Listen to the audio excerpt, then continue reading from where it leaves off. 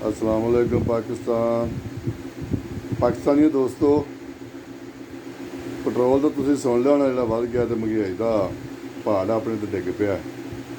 ਦੂਸਰੇ ਪਾਸੇ ਬਿੱਲਾਂ ਦਾ ਵੀ ਜੋ ਸੂਰਤ ਹਾਲ ਹੈ ਕਹਾਣੀ ਹੈ ਉਹ ਵੀ ਤੁਹਾਡੇ ਸਾਹਮਣੇ ਆ ਗਈ ਹੈ।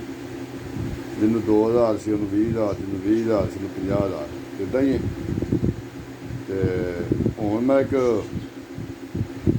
ਆਇਕਾ ਨਾਂ ਲਫ਼ਜ਼ ਹੈਗਾ, ਆਇਕਾ इंशाअल्लाह बाफजले खुदा आयका ਤੁਹਾਡੇ ਉੱਤੇ ਮੁਸੱਲਤ ਹੋ ਰਿਹਾ ਭਜਨ।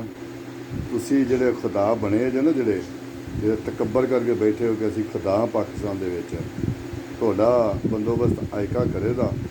ਔਰ ਆਇਕਾ ਨੇ ਐਸਾ ਬੰਦੋਬਸਤ ਕਰਨਾ ਤੁਹਾਡਾ ਕਿ ਤੁਸੀਂ ਜ਼ਿੰਦਗੀ ਭਰ ਯਾਦ ਕਰੋਗੇ।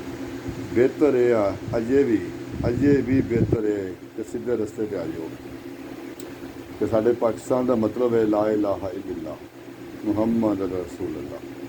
ਤੇ ਮੇਰੇ ਭਰਾਓ, ਬਿਹਤਰ ਹੈ ਜੀ ਕਿ ਅਬ ਵੀ ਆਪਣੀ ਜਿਹੜੀ ਨਾ ਕੀ ਕਹਿੰਦੇ ਨੇ ਰਿਵਰਸ ਗੇਅਰ ਲਾ ਲਓ, ਬਿਹਤਰ ਹੋਵੇ।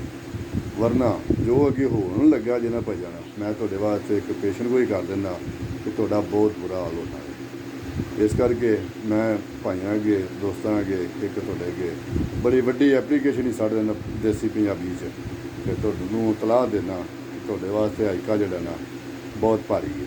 ਤੁਸੀਂ ਆਇਕਾ ਨੂੰ ਨਾ ਸੰਭਾਲ ਸਕਦੇ ਜੇ ਤੇ ਨਾ ਤੁਹਾਡੇ ਦਾ ਆਇਕਾ ਸੰਭਾਲਿਆ ਜਾਣਾ ਹੈ।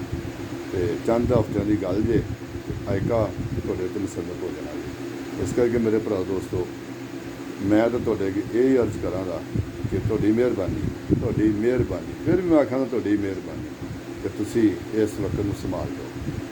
ਵਰਨਾ ਜਿਹੜੀ ਪਾਕਿਸਤਾਨ ਦੀ ਆਵਾਮ ਹੈ ਨਾ, ਤੁਹਾਨੂੰ ਪਤਾ ਨਾ ਨਹੀਂ, ਇਹ ਕਿਸਾਨ ਦੇ ਮਿੰਟ ਲਾਉਂਦੇ ਨੇ ਅਗਲੇ ਨੂੰ ਆਰ ਪਾਰ, ਮਿੰਟ ਲਾਉਂਦੇ ਨੇ ਅਗਲੇ ਨੂੰ ਆਰ ਪਾਰ। ਆ ਬਾਹਰ ਦੀ ਦੁਨੀਆ ਕਿਉਂ ਡਰਦੀ ਇਹਨਾਂ ਤੋਂ, ਪਾਕਿਸਤਾਨ ਦੀ ਆਵਾਮ ਤੋਂ, ਇਹਨਾਂ ਗੱਲਾਂ ਤੋਂ ਡਰਦੀ ਹੈ ਕਿ ਲਿਹਾਜ਼ ਨਹੀਂ ਕਰਦੇ, ਮਿੰਟੋਂ ਪਹਿਲੇ ਚੱਲ ਰਹੀ ਬਾਏ ਕਾਂਟਾ। ਇਸ ਕਰਕੇ ਮੇਰੇ ਭਰਾਓ, ਮੇਰੀ ਵੀ ਤੁਹਾਨੂੰ ਇਹ ਇਤਲਾਹ ਹੈ ਕਿ ਤੁਸੀਂ ਮੇਰੇ ਭਰਾਓ ਦੋਸਤੋ ਆਪਣੇ ਰਾਹ ਰਾਸਤੇ ਆ ਜਾਓ। ਕਿੰਨੀ ਤਾਂ ਪਾਕਿਸਤਾਨ ਦੀ ਜਿੰਨੀ ਤਬਾਹੀ ਲੈ ਚੁੱਕੀ ਹੈ, ਜਿੰਨੀ ਤਬਾਹੀ ਲਾ ਲਈ ਹੈ ਕਿਸੇ ਨੇ, ਤੇ ਜਿਹੜੇ ਇਹਦੇ ਹਿੱਸੇਦਾਰ ਨੇ ਉਹ ਆਪਦੇ ਕੜੇ ਹਿਸਾਬ ਵਾਸਤੇ ਤਿਆਰੀ ਕਰ ਲਓ। ਪਾਕਿਸਤਾਨ ਜ਼ਿੰਦਾਬਾਦ।